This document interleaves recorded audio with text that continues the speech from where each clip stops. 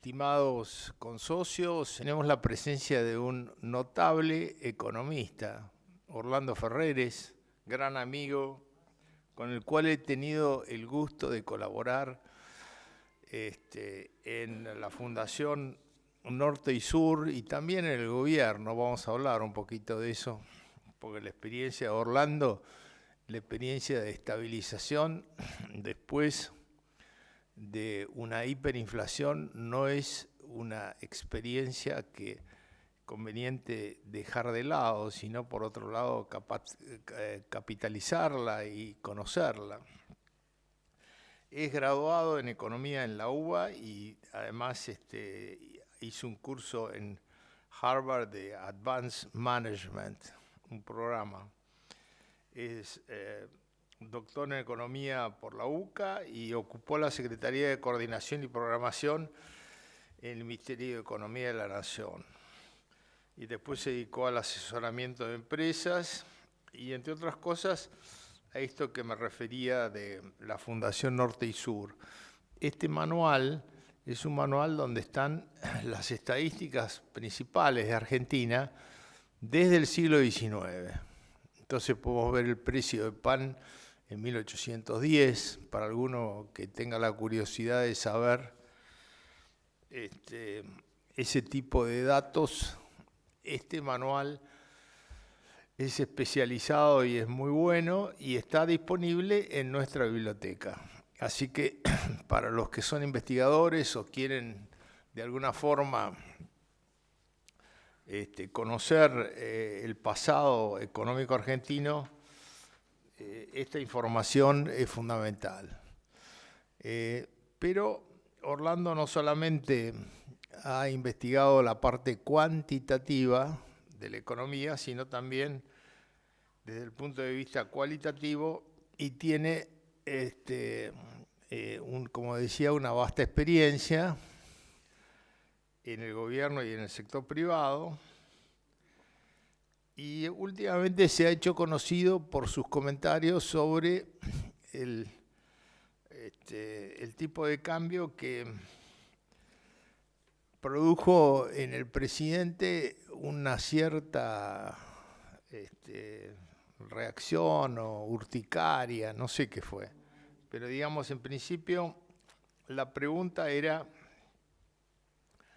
y digamos, respondiendo a la afirmación del presidente en su artículo de La Nación, que dice que las apuestas devaluatorias están flojas de papeles,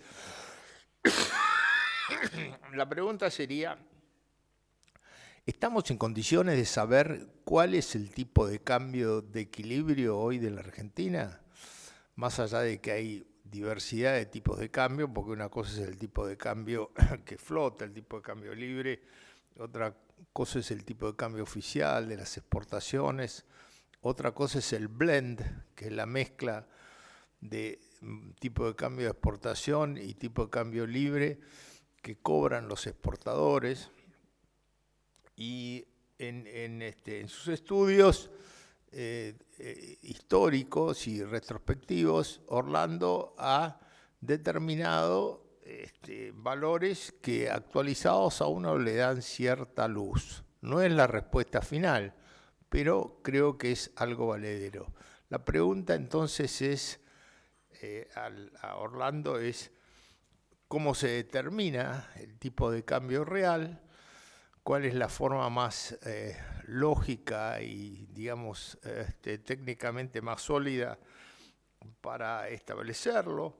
¿Y cuál es entonces para hoy lo que sería un tipo de cambio de equilibrio y cómo compara eso con los tipos de cambio que tenemos? Es decir, ¿está bien el tipo de cambio que tenemos o está atrasado, como dirían los turistas ávidos que salen a hacer compras en distintos lugares del mundo, comparando los precios locales con los del exterior?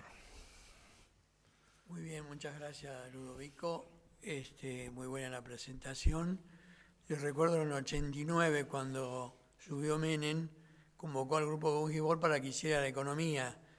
Entonces me tocó ir a mí como viceministro de Economía pero el ministro de Economía, Miguel Roig, murió a los 7 días. Entonces me tuve que encargar yo mismo de la hiperinflación, que en ese mes fue de 196.7, equivalente anual 42.500.000%, efectivo, no estas aproximaciones que se hacen de cosas que hubieran salido, sino realmente publicado por el INDEC. Y manejarse en esas condiciones, prácticamente no dormía más que 1 hora por día, a veces comía con mi señora que está acá también, y desayunaba con los chicos que a las 8:45 tenían que entrar al colegio. Entonces, bueno, ahí tuvimos que aprender lo que era la economía real y cuáles eran las cosas que había que hacer. Así que, bueno, muchas gracias, Ludovico, por esa referencia. ¿Qué es la paridad teórica de equilibrio? Ese tipo de cambio de equilibrio que uno buscaría para guiarse en el mergo del fárrago de todos los tipos de cambio que hay hoy, incluido el tipo de cambio libre, el tipo de cambio contado con liqui, que es el que se usa para las exportaciones e importaciones. A veces el MEP, el que tiene la soja, que tiene 26% de derecho de exportación por ahora, y va a tener 33% a partir de junio. O sea, son muchas variables que uno no sabe bien cómo manejarse desde el Banco Central. Por eso que nosotros acudimos comúnmente a la paridad teórica de equilibrio, que es la paridad que establece el equilibrio de lo que llamamos la cuenta corriente del balance de pagos, que son todos los bienes y todos los servicios, incluido lo financiero. O sea que eso, digamos, sería lo que el país aportaría o perdería cada año en función del resto del mundo. Y bueno, eso nos da varios años que son de equilibrio y en base a los cuales, después comparando con el índice de precios al consumidor de Argentina y de los países a los cuales exportamos, sacamos una paridad teórica de equilibrio que combine a todos esos bienes. Se llama multilateral, porque no es solo con Estados Unidos, en cuyo caso la llamamos bilateral, o sea, con un solo país por el otro lado. Entonces, como comparar costos de distintos productos iguales en el tiempo, que a veces lo hace McDonald's con el producto típico de todos los países, que es igual, y se ven los precios distintos que tiene cada país. Nosotros estamos muy encarecidos con ese índice, pero no me voy a referir al índice de McDonald's, sino que me voy a referir a la paridad teórica de equilibrio. Nosotros calculamos en base al 2008 que podría ser un año de equilibrio en lo exterior, no en otras cosas. Y entonces eso nos da este gráfico que está acá, donde ustedes pueden ver en azul la paridad teórica de equilibrio. En gris, el tipo de cambio financiero y el oficial en rojo. Como vemos en una parte de 1920, en los 23, 24, estaba por arriba el tipo de cambio sobre el oficial, pero no muy lejos. Ahora, en cambio, se ha separado bastante. Hoy en día, el valor que tenemos nosotros es de 1.674 pesos por dólar, como el tipo de cambio que tendría que haber para equilibrar el turismo, las importaciones, las exportaciones. Inclusive se ha bajado el derecho de exportación de varios productos y se eliminó el de otros en forma definitiva, algunos temporariamente, como es el caso de la soja, por ejemplo, y entonces ahí uno puede ir sacando conclusiones. El tipo de cambio de equilibrio, si tomamos en cuenta solamente esto, sin tomar en cuenta además condiciones económicas, sería de 1.674 pesos por dólar. Ahora, Orlando, es obvio que el que ese sea el número 1.674 no quiere decir que automáticamente el Banco Central está en condiciones de fijar ese tipo de cambio y eso se mantenga, porque está en una relación el tipo de cambio real con los precios que depende del impacto que vos produzcas sobre el índice de precios, es como queda después de cualquier ajuste que vos hagas sobre el tipo de cambio. Claro. Es decir, de alguna manera, el tipo de cambio de equilibrio es un tipo de cambio de mercado, donde por un lado está el número nominal del tipo de cambio, y por otro lado está el índice de precios que le da el carácter de tipo de cambio real. Claro. Ahora, ¿cómo se llega? ¿Cómo podemos llegar a ese equilibrio? Bueno, nosotros hicimos un estudio más de largo plazo. La otra gráfica, por favor. Número 2. Aquí está el tipo de cambio libre desde 1870 hasta ahora. Esto lo comparamos con los precios de Estados Unidos a nivel consumidor y los precios de Argentina a nivel consumidor. Y eso nos da el gráfico siguiente. Nos da tres áreas. Un área de entrada de capitales de 1870 a 1930, donde el tipo de cambio era de 760 pesos por dólar, digamos, o sea, bastante atrasado respecto del promedio, que era de 1.200 pesos por dólar. Eso como promedio desde el año 1870 hasta ahora. Y una etapa de entrada de capitales que se dio a partir de 1930, donde entraban capitales y entonces el tipo de cambio era 1.700 pesos por dólar.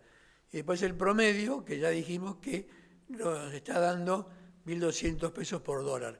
Esta es la cuenta que más le gusta a Caputo, porque le da bastante parecido al número que él tiene y le parece que esta es la manera de calcularlo. Obviamente que nosotros, para la paridad teórica de equilibrio, no consideramos la parte fiscal ni monetaria, que ahora tiene superávit, porque el Banco Central está haciendo un ajuste de su balance y el Tesoro logró reducir los gastos en un 30% en términos reales.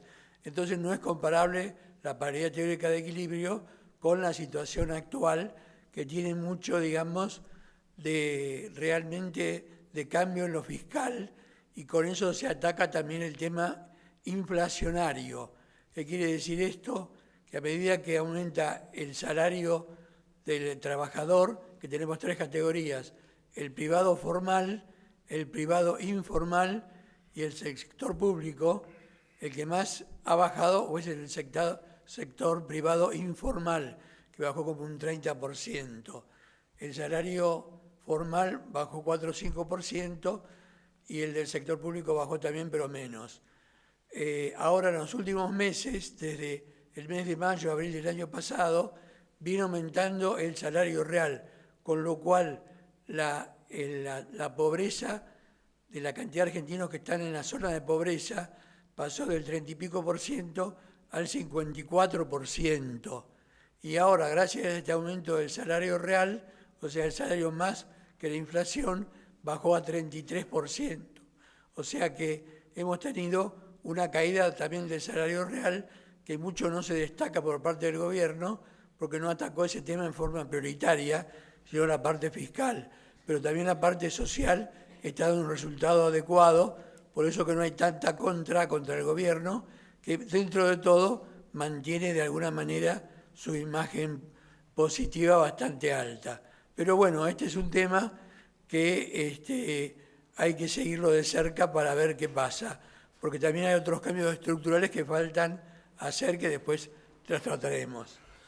Sí, justamente yo miraba el gráfico, veía la línea amarilla y decía, esta línea amarilla indica cuál era el nivel del tipo de cambio en los momentos en los cuales la Argentina crecía, tenía una estabilidad notable y éramos realmente una potencia mundial. O sea, claro, nosotros llegamos a tener el 5º lugar o el 4º lugar en cuanto a ingreso por habitante y éramos vistos como un posible competidor de Estados Unidos. Después vinieron todas las inestabilidades propias de los últimos años, que ustedes conocen muy bien, las devaluaciones, la volatilidad de los precios de exportación de la Argentina, la variación también en los niveles de gasto público, que el Estado siempre argentino fue bastante pródigo. Eso se ve en los niveles de gasto y de ingresos públicos que indican déficit prácticamente para toda la historia argentina, salvo contados años en donde eso se mantuvo. Pero a pesar de eso, uno lo que pregunta, y esto es lo que me parece es más interesante preguntarle a Orlando en este momento, es ¿qué falta en este momento, después de las cosas que ha hecho el gobierno, que no son muchas, pero son importantes, más allá de mostrar la motosierra y, digamos, cerrar el Ministerio de la Mujer, que era un gastadero de dinero inútil? Bueno, ¿qué falta? En función de un criterio que a mí me parece válido. Ese año precisamente de gestión de Orlando, el año 89, fue un año en el cual se sacó una ley de reforma de la economía y del Estado que establecía una cantidad de cosas que después no se hicieron en una gran parte, otras sí. Por ejemplo, las privatizaciones o las privatizaciones parciales que se hicieron, y algunas salieron bien, otras más o menos, pero yo le preguntaría a Orlando ¿qué le parece, a juicio de él, en este momento, qué falta, qué ingrediente falta en el cóctel económico, de política económica, para poder darle solidez al plan de estabilización y darle también solidez al plan de reformas que nos permita crecer? Ayer estuve viendo un video de Ricardo Arriazu, que estuvo acá hace unos días, tuvo bastante éxito ese video, pero él explicaba ahí, en Tucumán fue esta semana en Tucumán, explicaba cuáles eran los factores que lo hacían tremendamente optimista: las posibilidades del campo, las posibilidades del petróleo y el gas, las posibilidades de la minería. Para él esos son 3 factores claves en la expansión de la Argentina. ¿Es posible que eso se dé? Pensemos que nosotros tenemos un gobernador en Chubut que ha prohibido la explotación de minería, siendo Chubut una provincia desértica donde no hay nadie, aparte de que no hay ni siquiera animales, y donde está la reserva de plata más importante del planeta.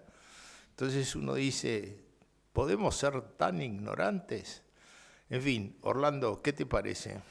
Yo creo que falta mucho todavía porque el gobierno no tiene mucho apoyo en la Cámara de Diputados y menos todavía en la de senadores. O sea que si, por ejemplo, nos hablamos del tema del gasto público, lo bajó bastante, 30%, y tuvo superávit primario, que es antes de considerar los intereses, y también tuvo superávit final, financiero, contando los intereses. Eso le permitió bajar la inflación y aumentar el salario real en los últimos meses. Por más que al principio no se contaba mucho con esa parte social de Milei, pero que realmente él ocurrió. Ahora aquí, la parte del gasto público, falta muchísimo todavía, porque según él dijo, hay que llegar de lo que tenemos hoy, que más o menos era 44-45% del Producto Bruto, el gasto público, nación, provincias, municipios, todo sumado, eliminando las transferencias. Encontramos entonces que con esa proporción llegamos al 44% del producto, y él puso como objetivo con esa cifra llegar al 25% del producto. O sea, que lo que le falta todavía es mucho en materia de frenar el gasto público. Hasta ahora tendremos 38-37% de gasto público, pero para llegar a 25% del gasto público faltaría muchísimo todavía para andar. Por eso que él está esperanzado y no piensa devaluar, a pesar de lo que algunos dicen que está atrasado el tipo de cambio. Yo me pregunto, ¿cómo haremos para vivir con un tipo de cambio atrasado? Pero eso fue lo que pasó gran parte de la Argentina en la época de 1870 a 1930, que el tipo de cambio estaba atrasado y sin embargo éramos de los principales países del mundo en ese momento. Ahora, además de eso, faltan muchas otras cosas que son la reforma, por ejemplo, impositiva, en la cual el mismo Milei dijo que va a dejar 6 impuestos de todo lo que hay hoy a nivel nacional, ¿no? O sea que va a concentrar en el IVA, ganancias y en algunos otros. Piensa poner quizás un IVA súper para incorporar los ingresos brutos que le cobran las provincias a un sistema nacional y que entonces no haya superposición de cada venta con los ingresos brutos que a veces son del 3%, a veces del 5%, a veces del 9%. O sea que es una locura que tengamos ese tipo de impuestos. También piensa sacar los derechos de exportación a todos los productos y que no tengamos más ninguno de esos productos. O sea, ¿qué pasa con la reforma laboral? También otro punto difícil de tratar, porque la CGT atacó de entrada al decreto, el DNU de Milei, para no afectar el tema de las paritarias ni de los problemas de los asalariados, y eso, digamos, quedó pendiente, aunque algunas cosas se están haciendo porque hay mucha gente que está trabajando como informal, pero se basan en algunos artículos del Código Civil para poder decir que sábado y domingo no van a pagar el doble de precio, como dicen algunos convenios colectivos. Hay bastante de eso, pero eso tampoco paga las cargas sociales. Entonces ahí hay un problema muy serio, que es de consolidación de todo este paquete, que requeriría bastante esfuerzo, y pero primero de todo es poder ganar las elecciones, no digo de octubre, sino las de mayo también, las de la capital federal, que son ahora en poco tiempo, y que van a ser un test acerca de las posibilidades del gobierno de manejar la situación política. A mí me gustaría ser muy optimista y pensar que todo eso se va a lograr. El problema que uno ve es que, más allá de los deseos de Milei, hay una estructura política, jurisdiccional, ¿no?, en la Argentina, que incluye, por supuesto, los municipios, las provincias, donde hay gente que es realmente delirante. Entonces, Orlando, es esta duda que todos los argentinos tenemos: ¿logrará acometer las dificultades y salir adelante?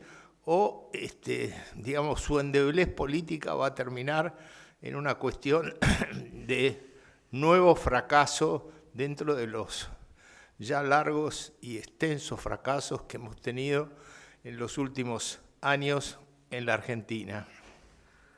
Bueno, yo espero que sí, que se pueda, digamos, lograr una recuperación, tanto del balance comercial de la parte energética, que viene dio en el pasado negativo, después dio prácticamente cero, y ahora está dando unos 8.000 millones de superávit, y para el año 2026 va a dar todavía un poco más, y eso va a seguir creciendo, porque Vaca Muerta está produciendo un petróleo que no requiere transformación para hacerlo líquido, como en el caso del gas, al gas licuado, sino que se exporta directamente, y eso representa esta masa adicional que viene a recibir Milei por parte de Vaca Muerta. Pero a su vez la minería también está bastante desarrollada, y eso puede ser que con el tiempo, a pesar de lo que dice el Chubut, se logre desarrollar, porque también sé que en Mendoza no hay una aceptación muy grande, pero como hay en Chile, por ejemplo, yo creo que en ese sentido también la minería puede aportar otro peso bastante fuerte en el comercio exterior, que logre compensar las importaciones. Entonces teníamos 3 sectores importantes en cuanto a la exportación: el campo, tanto la agricultura como la ganadería, la energía, que va a dar muchos resultados, y la minería. Con esas 3 cosas ya uno no puede hablar tanto de la paridad teórica de equilibrio del pasado, porque ahí teníamos déficit en todos esos sectores e importábamos. Ahora tenemos superávit. Quiere decir que esa es una buena posibilidad. Este año, para que pueda ganar las elecciones Milei, o mejor dicho, no Milei, sino las personas que pongan Milei o el PRO o sus amigos en las elecciones, hace falta, digamos, mucho resultado político. Por eso que él no va a devaluar seguramente hasta las elecciones. Por más que se habla de cambio del sistema cambiario de alguna manera, no va a haber mucho cambio, yo creo, en lo que resta hasta mayo y hasta octubre. Pero después sí podría haber una salida del cepo con el Fondo Monetario Internacional que dé un préstamo al Tesoro y el Tesoro con ese dinero compre títulos intransferibles en dólares que tiene el Banco Central, que se los dio en su momento para sacarle dólares al Banco Central para dárselos al Tesoro. O sea que ese es un mecanismo al revés para poder tener más reservas. No sabemos cuánto va a ser el monto de ese desembolso del fondo porque no se está hablando, pero algunos hablan de que podría llegar a 20.000 millones, tomando en cuenta los vencimientos que hay, lo que dejaría unos 6.000 millones netos como para poder hacer frente a las demandas de la gente que podría demandar, digamos, dólares. Efectivamente, este es un tema. Otro tema importante es también la parte impositiva de las provincias y de los municipios, que aprovechando que no hay tanto aporte de la nación a las provincias y a los municipios, están poniendo impuestos de una manera escandalosa que obviamente hace difícil a las empresas poder instalarse en cualquier parte del país porque todas son muy caras. Efectivamente, eso se va a racionalizar quizás después de las elecciones si el gobierno logra tener una buena cantidad de diputados propios o aliados que le permita pasar las leyes que ahora no puede pasar o que tiene que negociar mucho para poder pasarlas. Entonces me parece a mí que hay una perspectiva de que eso pueda llegar a andar y puede ser una buena posibilidad para nosotros los argentinos. Bueno, la verdad es que tu optimismo me parece magnífico. Yo también soy optimista o quisiera ser optimista y ver las cosas como vos las estás presentando, ¿no? Ahí me gustaría tal vez hacerte una pregunta sobre el manejo político de la relación entre los ministros o el Poder Ejecutivo y las provincias. En tu experiencia, ¿es posible convencer a los dirigentes provinciales de la importancia de un poco ir hacia criterios de economicidad, de eficiencia económica y dejar de lado este cuento de la política de comprar votos con gasto público o sueldos no muy importantes, pero significativos por el número, como hacen en la mayor parte de los municipios y de las provincias de la Argentina? El municipio de San Isidro, por ejemplo, que es un municipio supuestamente donde vive gente culta y de buenos recursos y qué sé yo, gasta de sus ingresos totales el 97% en salarios. Entonces imagínense lo que debe ser la multitud de exceso de empleados públicos que tiene ese municipio. Es decir, ha sufrido la política de tomar empleados para ganar elecciones. Sí, hasta ahora hemos tenido un país que también hizo todo eso a nivel nacional, a nivel provincial y a nivel municipal. Las provincias no tomaron mucha gente, los municipios también, y eso desarticuló las finanzas públicas a nivel consolidado, incluyendo las de la nación, que dieron muchos años de déficit y que es una cosa que ahora parece que ha querido el gobierno cambiar y aparentemente lo está logrando. Hasta ahora, desde que entró, no ha habido déficit fiscal total, quiere decir que están bien encaminados. Ahora falta mucho de la motosierra para poder lograr resultados. No es tan fácil. Yo que estuve en esa posición en el 89, tuve que vérmela con la situación real de estar ahí a cargo de todo, efectivamente, porque Menem decía lo que a ustedes les parezca. Efectivamente nosotros hicimos lo que nos pareció bien y logramos bajar la inflación bastante. Después hubo un problema con los sindicatos y tuvimos que dar un aumento del salario real cuando ya por un modelo econométrico habíamos calculado el aumento necesario de los salarios para que no tuviera que haber ningún aumento. Eso es lo que produjo la segunda hiperinflación de Menem, que no fue tan grande, pero fue, digamos, por pedido de los sindicalistas. Hicimos un desayuno en la casa de Triaca, que era el ministro de Trabajo, un desayuno que fueron 60 sindicalistas, y el ministro se tuvo que ir, no pudo estar en la reunión, y me encontré yo con los 60 sindicalistas y todos protestaban porque querían aumentos de salarios. Lo que pasa es que en el mes de julio de 89 nosotros dividimos el sueldo aún de los mensuales en pagos por semana. A lo mejor alguno se acuerda que le tocó cobrar una semana en lugar de todo el mes y después las otras 3 semanas. Entonces los sindicatos cobraban, el primer aumento del mes lo cobraban los sindicatos, era todo para ellos. Así como ahora también obligan a pagar los aportes aún a los que no están afiliados, todavía eso ocurre hoy con la parte formal del trabajo, o sea que era un tema que tenía sus vericuetos y que trabajar en el sector público es muy difícil porque hay que lograr conciliar todas las expectativas. Y miré la cosa que dice, a veces la forma en que las dice es un poco dura o muy dura, y efectivamente no siempre estoy de acuerdo con lo que él dice, pero los resultados que se están logrando, Ludovico, son bastante claros. Entonces vamos a verlo por los resultados, y ahí yo tengo también mis dudas, no es que no las tenga, pero creo que el enfoque es el adecuado y que puede dar resultados adecuadamente. Ahora hay que ver qué pasa con este asunto de los impuestos, que se empieza a reducir a 6. Entonces eso es un tema clave.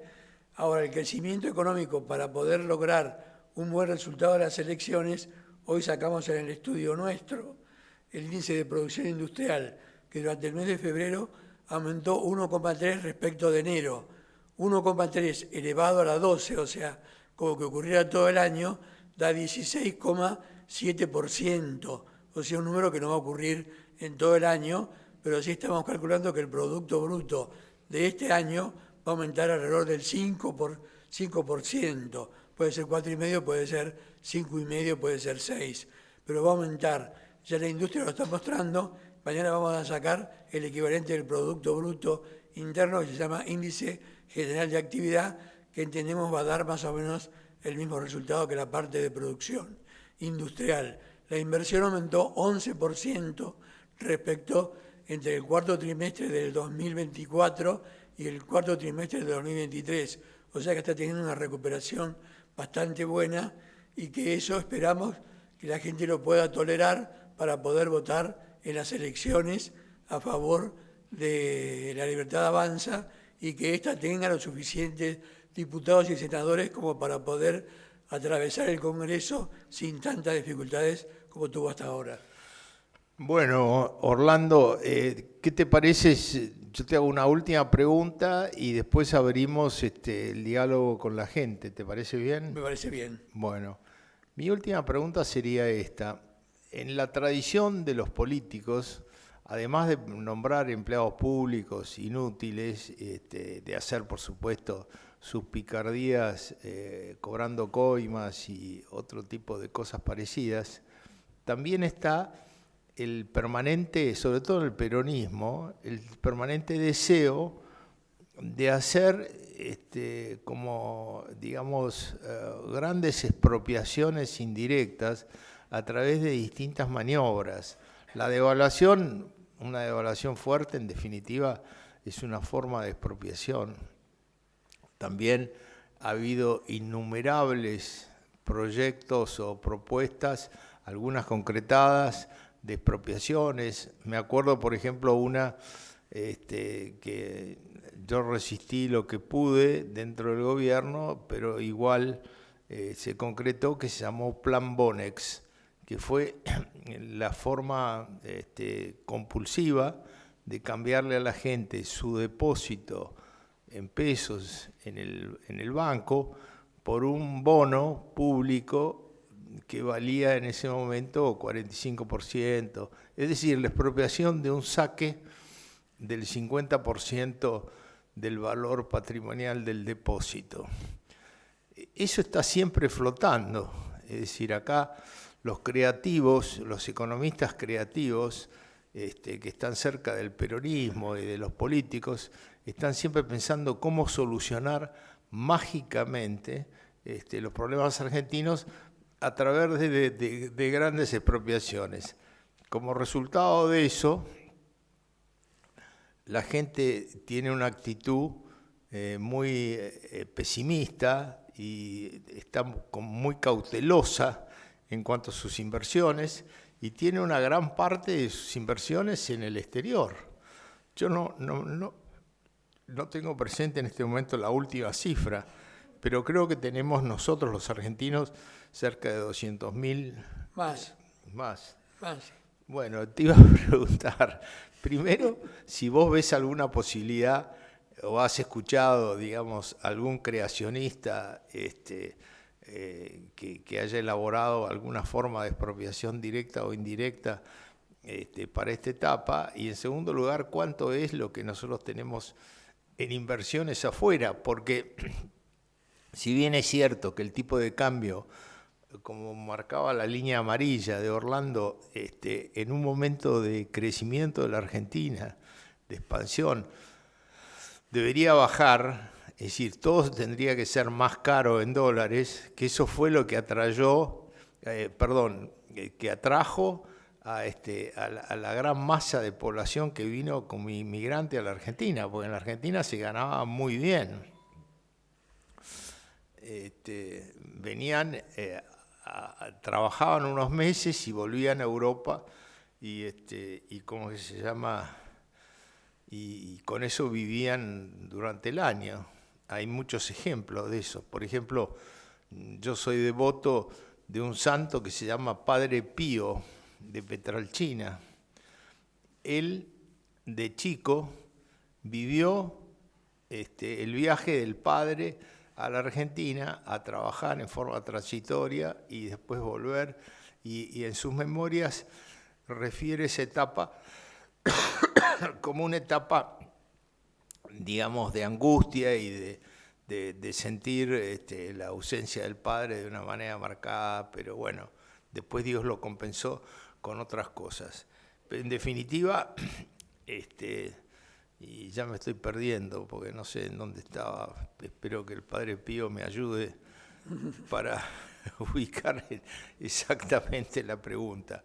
La pregunta entonces es, ¿hay algún proyecto de expropiación así que vos hayas escuchado circulando por el ambiente de economistas?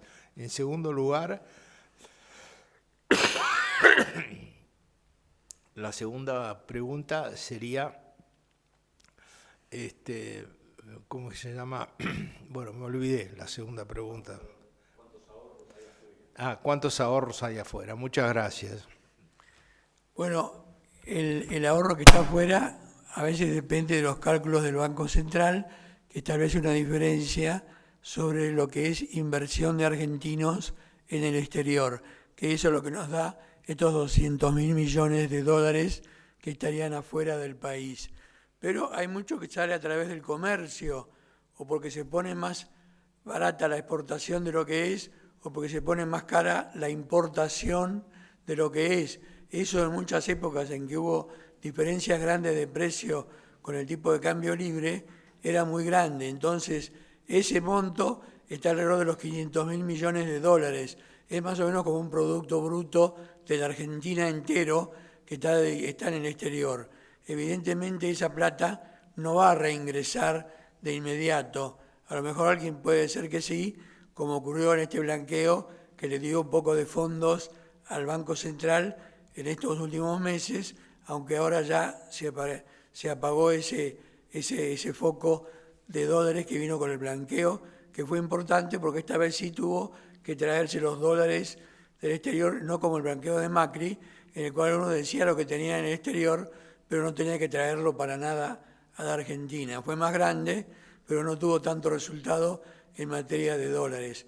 Efectivamente, eso es lo que tenemos ahora en el exterior. Ahora no hay nadie pensando de qué forma vamos a expropiar a los particulares de manera tal que queden perjudicados por la economía política, por los políticos. Yo no escuché ningún rumor al respecto, salvo lo del Fondo Monetario Internacional, que sí se daría el dinero al Tesoro y el Tesoro compraría los bonos, esos que son una especie de plan Bonex, que los tiene todavía el Banco Central, los compraría al precio de mercado. O sea que los compraría, por ejemplo, al 60%, lo cual son 15.000 millones de dólares, porque ese monto es de 23.000 millones de dólares. Ahora eso no afectaría al sector privado, digamos. No. Es un juego de cuentas entre el, ¿cómo se llama? El Banco Central y el Fondo Monetario y el gobierno central. Claro. Una cosa que te quería preguntar, a ver qué te parece a vos.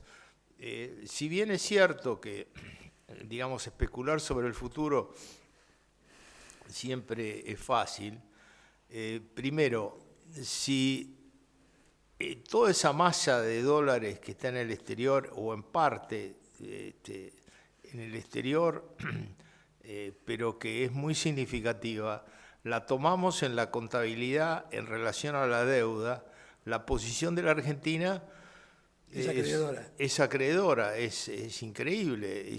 Somos prácticamente el único país en el planeta que tiene una posición neta acreedora, cosa que no sucede, por supuesto, no en Estados Unidos, que tiene, digamos, la capacidad de emitir dólares, pero tampoco en ninguno de los países europeos, que son todos deudores. En menor medida Alemania, pero el resto son grandes deudores. Y la otra cosa que te quería preguntar es esta. Yo veo que esta idea del tipo de cambio, que a todos nos preocupa y qué sé yo, la idea del tipo de cambio atrasado, de pagar cosas en dólares más altas que en el mercado internacional, igual podría tener un efecto muy interesante desde el punto de vista de los activos argentinos. Es decir, la mayor parte de las familias tiene como activo principal un inmueble o varios inmuebles, los campos. Todo eso en caso de atraso cambiario, es decir, de tipo de cambio bajo, como tuvimos en la época en que crecimos fuerte, llevaría a una valorización de los campos y de los inmuebles muy significativa. Nos haría más ricos. Esa es la verdad. Para mí no se puede negar esto. No sé qué opinás, Orlando. Sí, yo creo que sí, pero para eso se requiere tiempo y bastante tiempo. Como dijo el presidente Milei, va a tardar 30 años para que se vea la Argentina en una situación así, de que aumente el precio de los campos y se tenga un mismo comparable con Estados Unidos o con otros países agropecuarios. Estados Unidos tiene muchas variantes, pero la parte agropecuaria es importante. Entonces nosotros vamos a tardar mucho tiempo en hacer eso. Los campos en Estados Unidos están al doble de lo que están en la Argentina. Claro, por supuesto que están mucho más caros que la Argentina, están al doble, estuvieron al triple, están al doble ahora, digamos, a pesar del atraso cambiario. Pero, digamos, yo creo que el gobierno está manejándose de la mejor manera que puede para poder llegar a las elecciones de octubre y ahí hacer una ganancia de diputados y senadores que le permita poder mandar más leyes más rápido al Congreso, porque tiene una pila de cosas que está sacando todos los días en Schwarzenegger, en su parte de regulación del país, que a veces da gusto estar en ese puesto porque saca cosas que no sirven para nada, pero que están ocupando, digamos, mucha gente dentro del Estado. Así que yo creo que el gobierno va a tener un resultado que va a ser adecuado para los fines del país. Ahora, al país le va a costar quizás 25 o 30 años en poder llegar donde vos querés. Todavía no vamos a llegar, ni vos ni yo. Yo voy a llegar a otro lugar antes. Pero Muy bueno, bien. de todas maneras, ver a mis nietos y a mis hijos más contentos por la perspectiva de la Argentina me parece una cosa muy valiosa. Eso sí voy a llegar a verlo, me parece. Claro. Bueno, empezamos entonces a recibir preguntas o comentarios. Sí, señor, un segundo que le acercamos el micrófono, por favor.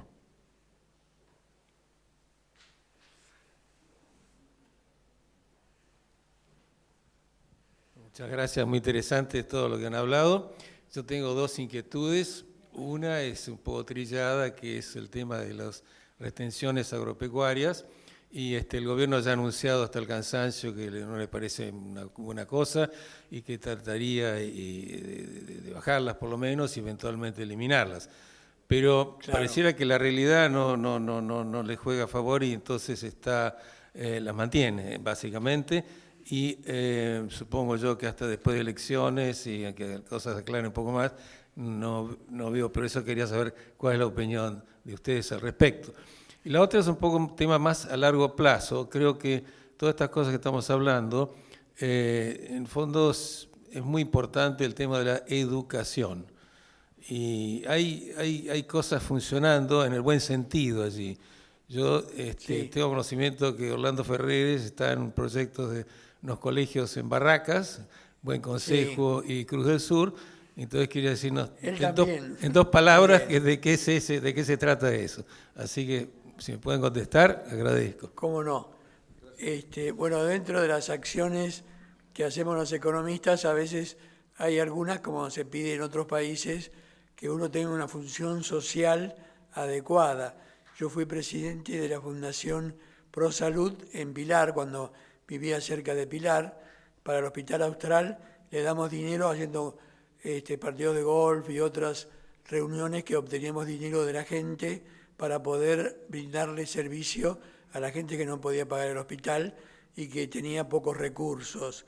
Después, por un amigo me pidió si podía ir al Buen Consejo, que es un colegio que existe en Barracas y que estaba ayudando a la clase media de Barracas y de Avellaneda a juntarse con la gente de la Villa 21 y hacían un intercambio de integración entre los dos sectores sociales.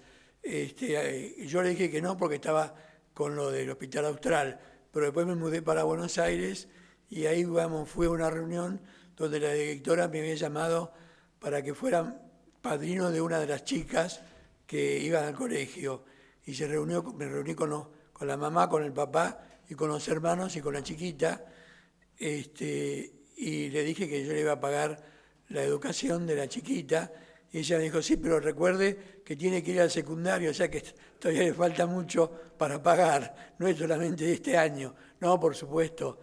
Es una transformación que se hace en el Colegio del Buen Consejo de la situación social de esa zona, que si se aplicara más, podría dar muchos buenos resultados en materia de integrar las villas a la clase media y que sea todo un barrio que no tenga diferenciación tan amplia, y por eso yo me dediqué, gracias Miguel por acordarme de ese punto, pero es un tema que lo venía haciendo hace tiempo.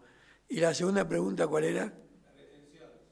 Las retenciones se van a ir bajando, pero obviamente el Estado no puede hacer milagros y tiene que tener algún impuesto, algo para mantener los gastos que no puede cerrar. Ahora está dando cierto apoyo a las provincias para la obra pública, con lo cual yo creo que van a volver a subir las retenciones a partir de julio, sobre todo el caso de la soja. O sea que yo no soy muy optimista respecto de que eso vaya a bajar o quedar como está, salvo para las economías regionales, que ya se eliminó. Sí, para acá hay una... Bueno. Sí, buenas. Hago una pregunta, siendo que usted viene de la época cuando estuvo Menem y donde hubo situaciones similares con la apertura de mercado y de alguna manera el sector productivo argentino se desarmó un poco en esa época y en este momento está pasando algo similar. ¿Qué similitudes ves y qué consecuencias ves? ¿Cómo ves toda esa parte en comparativa? O sea, tomando en cuenta todo el tema de las empresas manufactureras, más que nada. Lo veo complicado. O sea, es un sector que, como ustedes pueden ver por los turistas, está viajando mucha gente a Chile o a Brasil porque son mucho más baratos que ir a Pinamar, a pesar de que Pinamar queda acá mismo, o al Uruguay, donde también viajan muchos. O sea que el costo argentino es mucho más alto que en otros países. Ahora, esto puede afectar en parte a todo lo que es la industria manufacturera. No puede afectar a la petrolera o energética ni a la minera, que están por desarrollarse, pero a la petrolera, la manufacturera, que tiene muchos beneficios sociales, sí puede sufrir consecuencias que no pueden todavía establecerse. Yo espero que el gobierno vaya lo más lento posible en ese aspecto, porque es en cierto modo peligroso. No, yo quería comentar esto. Yo tengo bastante experiencia, he sido profesor de macroeconomía y bueno, estoy en la economía desde que empecé a estudiar en la década del 60, y el cuento, o como se llama, la cantinela del proteccionismo argentino es muy fuerte. Es decir, la Argentina tuvo un trauma en 1930, porque era un exportador de carne, básicamente Inglaterra.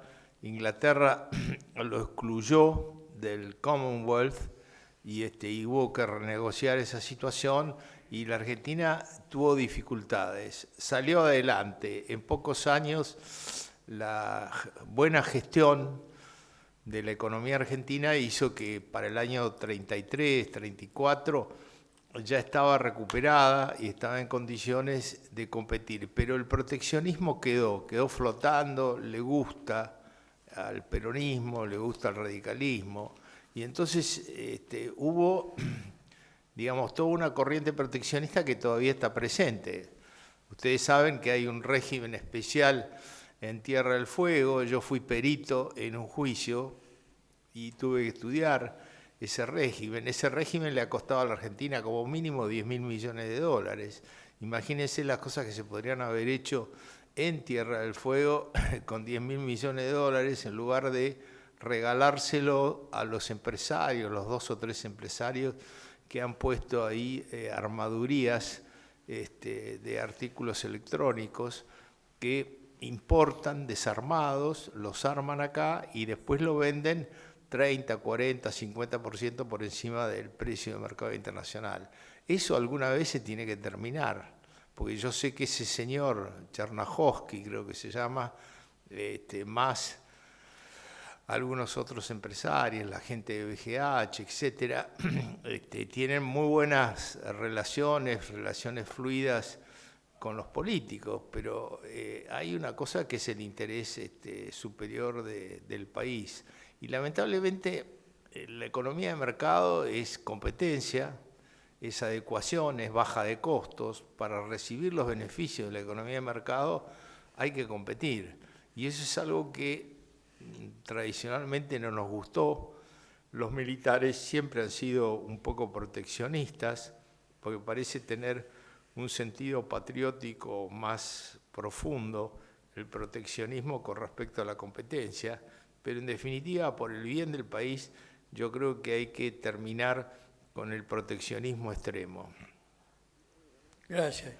Bueno, yo pertenezco a la Iglesia del Pilar y tenemos 2 hogares, uno en Barracas y otro en La Boca. Y los chicos van al Buen Consejo y las madres trabajan y es un lugar maravilloso. Bueno. Y yo creo en la educación. He tenido una infancia, mientras había guerra en Europa, este país era maravilloso. Y tuve la suerte de estudiar Bellas Artes en la Belgrano, que queda en Barracas, en la Cárcova y en la Porredón. Y todo gratis, así que soy una agradecida. Qué bueno. Porque si hubiese estado en Nueva York, posiblemente mi carrera no la podía haber hecho. Así que soy agradecida a los maestros y lo que he aprendido. Así que muchas gracias. El país me ha dado muchas cosas. A usted, al contrario. Y lo felicito, que es muy optimista. Así que muy bien. Gracias, pero no soy tan optimista, sino que en el tiempo lo acorto un poco nada más para tratar de que uno vea dónde podríamos ir a terminar si estas cosas salen bien. Este es un poco el resumen que yo quería darles. Bueno, yo hago un comentario polémico, pero no hay nada gratis. En la economía, la educación también se paga. Usted la puede pagar a través del Estado y financiar con los impuestos, o se puede hacer en forma privada. Le digo esto porque también es otro mito dentro de la cultura argentina el pensar que la educación y la salud tiene que ser gratuita. Y la verdad es que el resultado de la educación gratuita y el resultado de la salud gratuita no ha sido en el balance satisfactorio. Es otra cosa que hay que reexaminar. Muy bien, la última pregunta. Sí, una pregunta más. Bueno, ante todo, muchas gracias por una buena charla. Bueno, yo le quería gracias. preguntar cómo está viendo en el optimismo que le escucho la posible ayuda que podríamos tener de Estados Unidos, tanto en el FMI y en algunas cosas Trump con Milei y esa relación afectiva que parece que tienen. Yo creo que Milei es bastante amigo de Trump y de otros directivos de Estados Unidos, y ahora vamos a ver qué pasa con el Fondo Monetario Internacional acerca de la votación del directorio, donde Estados Unidos tiene el 17% de los votos. Entonces yo creo que ahí se va a poder ir viendo en la práctica cómo funciona esa amistad y si eso podría traer algunas inversiones para la Argentina. Yo creo que por ahora no va a haber grandes inversiones, salvo el RIGI, que tiene algunos proyectos, pero que no hay para la empresa pequeña y mediana, para las pymes, ningún proyecto similar que tenga cambios en la legislación de largo plazo para las inversiones que se hacen. Sí para las empresas que pueden invertir 200 millones de dólares o más en el futuro. Eso podría ser, digamos, la opción que se usaría, pero quizás ya la inversión bruta interna fija, que es todo lo que sea maquinaria, equipo, material de transporte, etcétera, aumentó 11% respecto del año anterior. Quiere decir que va por el camino adecuado. Así que esperemos que esas inversiones con el tiempo se puedan lograr. Tampoco tenemos que pensar que le vamos a arreglar todos nuestros problemas de tantos años en un solo año o en dos, sino que esto va a tardar un tiempo.